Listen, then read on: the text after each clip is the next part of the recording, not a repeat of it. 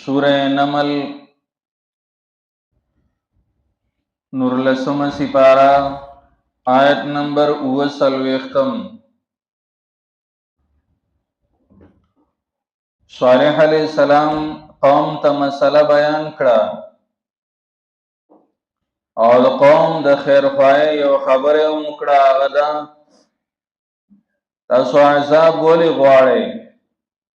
راشه تابعداریو کې او ایمان راوړئ په الله تعالی باندې. عام طور باندې یو قوم ته چې کله منذر او يرون کې نی راغلي، کاغه په شکل د پیغمبري، کاغه په شکل د حق پرست عالمي، او چې دا نی راغلي نو د هغې نه مخکې د هغې ژوند هغه ښیي، هغه د ارامي، هغه د سکوني. د هغې وجه دایي چې هغې ته بیان د مسلې نی شوی، نو قانون د الله تعالی دا دی چې تر کومې یو قوم ته هغه مسله نی بیان شوی، نو تر هغې پورې هغې باندې عذاب نه راولي، تکلیفونه نه راولي. خو چې کله مسله بیان شي او قوم ترې انکار وکړي، نو بیا په دغه صورت کې تکلیفونه بیا راځي، عذابونه بیا راځي. د دې هم ژوند هغه ښه، خو چې کله صالح علیه السلام راغی او صالح علیه السلام بیان وکړ، نو دوی د منلو په ځای باندې انکار وکړ، او چې انکار یې وکړ، نو الله تعالی د هغه لوی عذاب نه مخکې واړه واړه عذابونه په دې راولېږل. قحط پې باندې راغی، خوشحالي پې باندې راله. دا د دې لپاره چېرې دی الله تعالی ته راوګرځي، څه عبرت واخلي. چېرې په موږ دا تکلیفونه راځي، نو دا د څه د وجې نه راځي؟ د دې د وجې نه چې موږ انکار کوو او موږ د صالح علیه السلام نه منو. نو کیدی شي دی ایمان راوړي، تابعداري د صالح علیه السلام شروع کړي. دی دا عبرت اخیستو په ځای باندې څه ووایي؟ وایي اذ طیرنا بک وبمن معک، موږ بدپالي نیسو په تا باندې او چې نو هغه چا باندې چې ستا ملګري دي.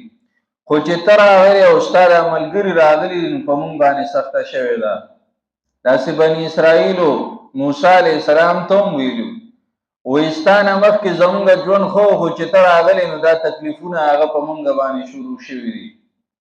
دا د الله قانون دی چې بیان وکړي او خلک یې ونه مني، بیا په هغې باندې تکالیف راځي. نو چې هوښیار سړي وي، نو هغه ترې نه عبرت واخلي، او چې کمقل یا په ضد باندې ولاړ وي، نو هغه څه کوي؟ هغه داسې جواب ورکوي دا ټول د ده کار دی. دا د دې صالح علیه السلام د وجې نه په موږ باندې دا سختۍ راځي، دا طاعتونه را باندې راځي.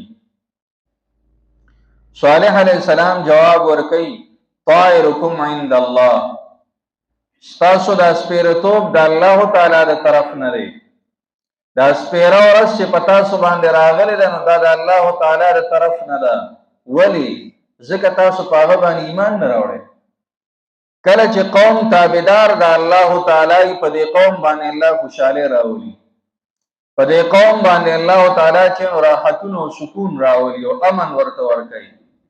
او چې کله قوم د الله نافرمانی شروع کړي، بې انصافي شروع شي، دغه قوم باندې بیا د الله تعالی د طرف نه عذابونه راځي او مصیبتونه راځي، امن ترې نه اوچت شي، بدامني او یره چې دی نه هغه خوره شي. صالح علیه السلام ورته طائرکم عند الله، ستاسو دا سپېرتوب دا د الله تعالی د طرف نه دی.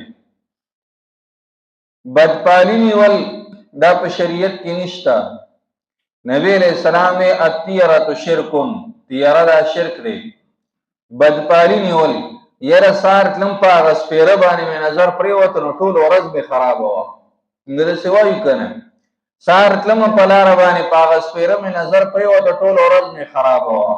په فلاني کار پسې تلمه، نو هغه سپېره راله مخې له راغی، نو د هغې د وجې نه کار مې ونه شو، هغې کې ناکامتیا راله. نبی علیه السلام الطیرة شرکن، دغه بدپالي نیول دا شرک دی، دا جایز نه ده. بدپالي به نه نیسي. دکاندار له ورشي رسید راکړه، سهار وختي قرض، یاره شروع په قرضو باندې نه کومه، چې شروع مې په قرض وکړه، ټوله ورځ مې بیا خرابوي، ټوله ورځ بیا په قرضو باندې روان یم. د دې دا مطلب نه دی چې دا قرض ښه کار دی او په قرض باندې سوداګانې وړه، خو دغه عقیده چې دی نو دا صحیح نه ده، دی ته بدپالي وایي. شریعت کې بدپالي نشته، البته نیکپالي شته. نیک پال هغه نیول شته. یو کار له رواني نیک سړی دی چې نه په مخه باندې ولیدو، نیکپالي دې ونیوله چېرې دا کار به مې انشاءالله کېږي. د حدیبیې په موقع باندې نبی علیه السلام راغلی دی او ځي د عمرې دپاره کافرانو منع کوي نه به ځي. هلته ورځې تېره شوې، بیا مذاکرات شروع شو، خبرې اترې شروع شوې، خبرې نه سمېدې. په دې کې د کافرانو د طرف نه یو سفیر راغی، د هغه سهیل نوم و. نبی علیه السلام وی اوس به الله تعالی سهل الله امرنا، اوس به الله تعالی زموږ دا کار اسان کړي. د هغه سهیل د هغه نوم نه چې نیکپالي ونیوله، هغې کې چې اسانتیا پرته وه، دغه معنا کې اسانتیا پرته وه، اوس به زموږ دا کار الله تعالی اسان کړي. نو مغه شانتي وشوه. په هغه ټایم باندې چې دی نو هغه صلح وشوه، خبرې اترې سر ته ورسېدلې. نیکپالي نیوی شي، خو بدپالي چې نه هغه مه نیسه. طائرکم عند الله بل انتم قوم تفتنون، بلکې تاسو یو قوم تفتنون چې په تاسو باندې امتحان کولی شي.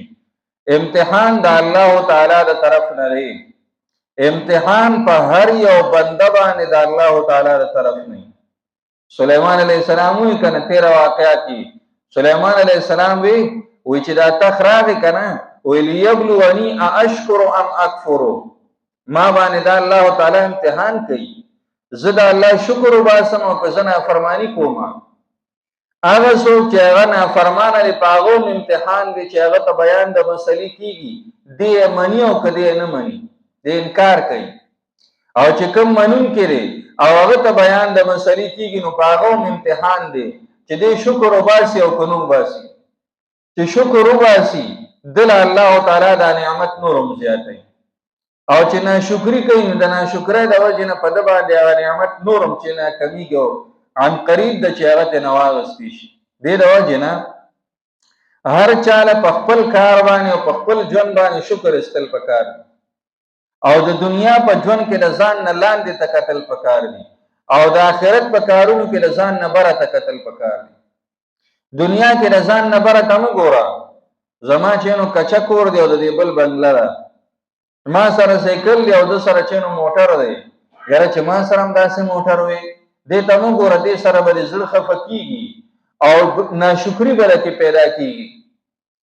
نو د دنیا کې د ځان نه لاندې ته وګوره، ستا کچه کور شته او خپل کور دی، هغه چاته وګوره چې د هغه کور هم نشته. یا دا خو زه ډېر ښه یم، وګوره زه به د الله شکر وباسم، کور خو مې خپل دی که نه، خپل چت د لاندې ناست یم، د چا خو راباندې اواز نشته، بیا به شکر وباسم. په دیني کارونو کې د ځان نه بره ته وګوره، ما 2 رکعاته نفل وکړل، دی بل 4 وکړل، دا خو دې زما نه ښه شو، زه به 4 رکعاته کړم. ته د هغه نه زیات شه.